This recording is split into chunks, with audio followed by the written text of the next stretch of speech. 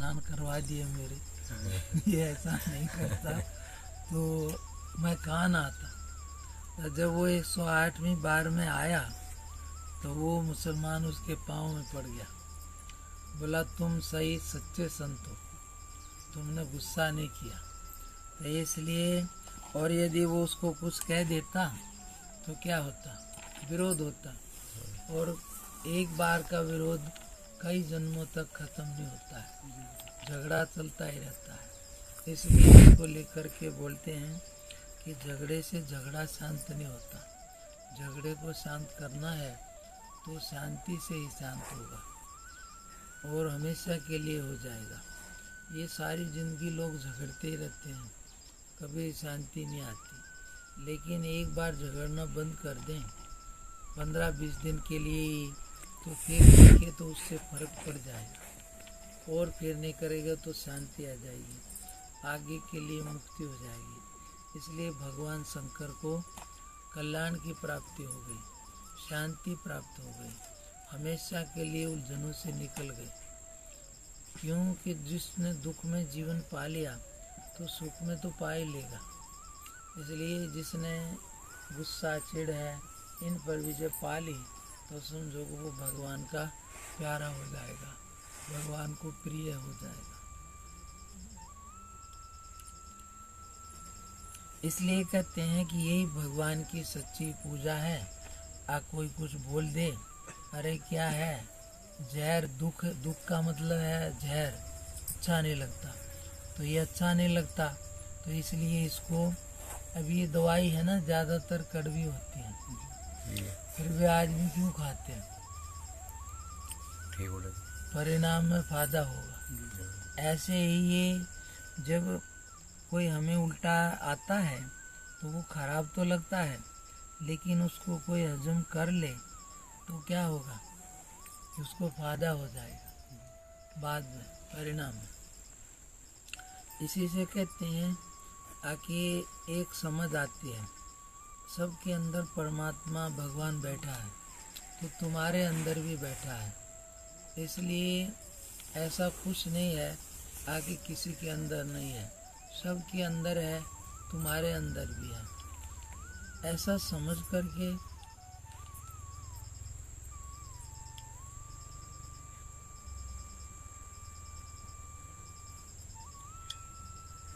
कहीं इधर उधर ना भटके, अपने अंदर बैठे भगवान को नमस्कार करें, भाव से प्रणाम करें और उसका गुणगान करें। हम जैसे भी भाव करेंगे उसी तरह का हमारे अंदर संसार चालू हो जाएगा। किसी के लिए उल्टा सोचो तो द्वेष चिढ़ क्रोध शुरू हो जाएंगे, किसी के लिए बढ़िया भाव करो तो अच्छे भाव शुरू हो जाएंगे। जैसा जैसा किसी के लिए कोई सोचेगा वैसे वैसे होना शुरू हो जाएगा। इसलिए कहते हैं कि खाली मन है वो शैतान का घर है, इधर उधर जाएगा। अब बंदर है ना, उसको बांध के रखते हैं तो नाचता है, खेल दिखाता है, तो रोटी पानी दाना पानी का काम चलता है। और वही छूटा हो जाए तो किसी का कपड़ा फाड़ देगा, उठा ले जाएगा, तो किस पर आफत आएगी, मदारी पर, बंदर उसका है। ऐसे ही फिर भी दूसरे पर जिसका नुकसान होता है। इसलिए यहाँ पर ये बात है कि ये मन है, ये बंदर की तरह है, इसको बांध के रखोगे तो सुख पाओगे, और छुट्टा हो गया तो फिर इधर उधर फालतू जाएगा। और फालतू जाने से क्या हो गया, सारी ज़िंदगी आदमी भटकता है, बाहर की चीज़ों के लिए मेहनत करता है, लेकिन किसी को भी आज तक इस दुनिया से सुख शांति की प्राप्ति नहीं हुई है। इससे ये समझना चाहिए कि अपनी ज़िंदगी से सीखकर कि हमें इतना सब देख लिया, आज तक इसमें शांति नहीं मिली तो अब कहाँ से मिल जाएगी। तो इतना समझ करके ये समझना चाहिए कि संसार में सुख शांति है नहीं, होती तो किसी को मिल गई होती, लगेगा ज़रूर, यही माया है कि लगता है ऐसा होके सुख हो जाएगा, ऐसा होके हो जाएगा, इसलिए होता नहीं है। लेकिन फिर भी भगवान की कृपा हो जाए तो सब अच्छा हो जाता है। इसलिए इसको कहते हैं कि भगवान की कृपा का मतलब है कि तुम यत्न करो, अपने अनुभव से शुरुआत करो और भगवान ने जिस प्रकार का बताया है उस प्रकार से आचरण करो, जीवन में चलो, तो इससे तुम्हारा फायदा होगा।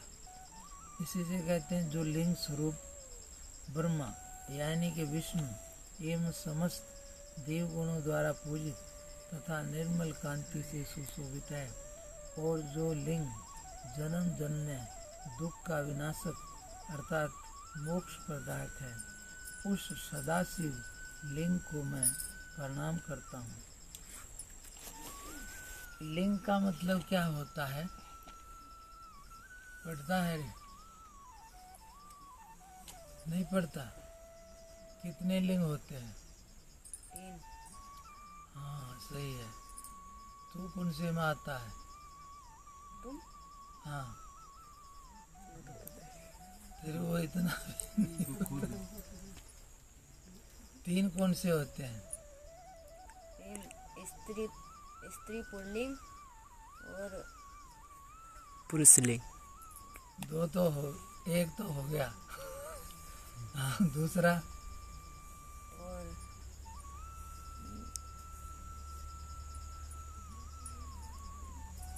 एक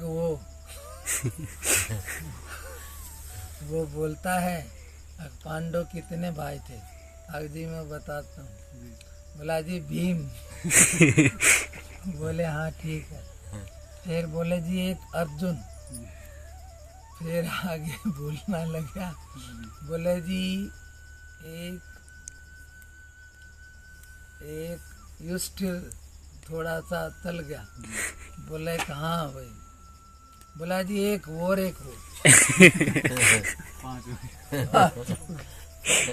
तो स्त्री पुल्लिंग एक वो 3 हो गए। तो 13 नंबर किस में आया? तीनों से परे है। लिंग का मतलब होता है चिन्ह, इसलिए स्त्रीलिंग पुल्लिंग पुरुष का चिन्ह और तीसरा नपुंसक। तो ये चिन्ह, और तो ये जो चिन्ह है स्वरूप, हमारा जो चिन्ह है स्वरूप वो क्या है? तो कौन से चिन्ह की पूजा से नहीं होगा? जन्म और दुख का नाश करने वाला जो कहते हैं ब्रह्मा विष्णु समस्त देवगुणों द्वारा पूजित तथा निर्मल कांति तेज से सुशोभित है और जो लिंग जन्म जन्य दुख का विनाशक और मोक्षदायक है, उस सदाशिव लिंग को मैं प्रणाम करता हूँ। अर्थात